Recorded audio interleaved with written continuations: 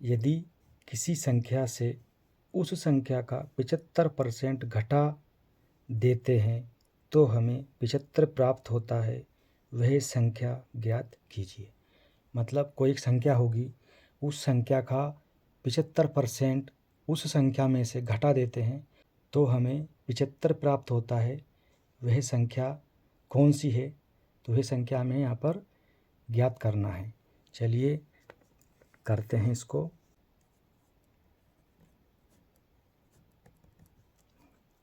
तो ऐसे सवालों को हल करने के लिए क्या करते हैं, सबसे पहले हैं जो संख्या पूछी गई है उसको मान लेते हैं एक्स।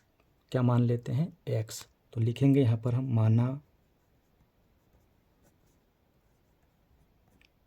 वह संख्या एक्स है। ठीक, मान लिया हमने। मतलब ये कह रहा ना किसी संख्या, तो कौन सी संख्या है ना, किसी वाली संख्या है, वह एक्स है, ऐसा मान लिया। और क्या कि एक्स का जब हम 75% निकाल के इसमें से जब माइनस करेंगे एक्स में से तो हमें क्या मिलता है, 75 मिलता है, ऐसा उसका कहना है। तो आगे देखिए, प्रश्नानुसार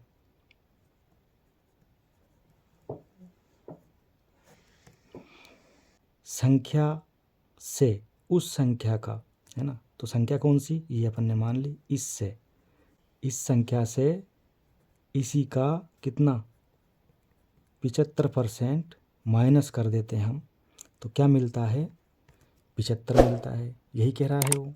देखिए, किसी संख्या से उस संख्या का, तो किसी संख्या मतलब मान लिया हमने एक्स, इसमें से उसी संख्या का 75%, तो एक्स का 75% घटा देते हैं, तो हमने घटा दिया, तो क्या मिला हमें, 75, ये लिख दिया हमने 75।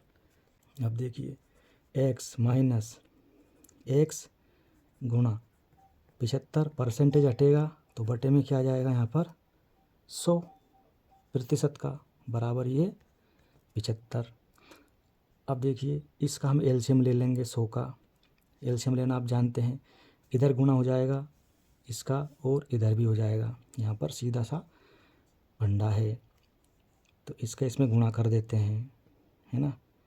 तो ये हो जाएगा 100x माइनस 75x, इसका इसमें गुणा, तो ऐसा लिख सकते हैं हम इसको, और ये बराबर 100, ये और गुणा ये 75। ठीक, ये जो बटे में था इधर भी गुणा में पहुंच गया और इधर भी गुणा में पहुंच गया, इसके तो बटे में ही था दोनों के।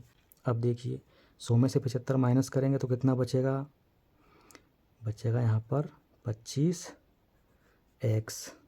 यही बचेगा, बराबर 100 गुणा 75, इसको ऐसा ही लिख दो।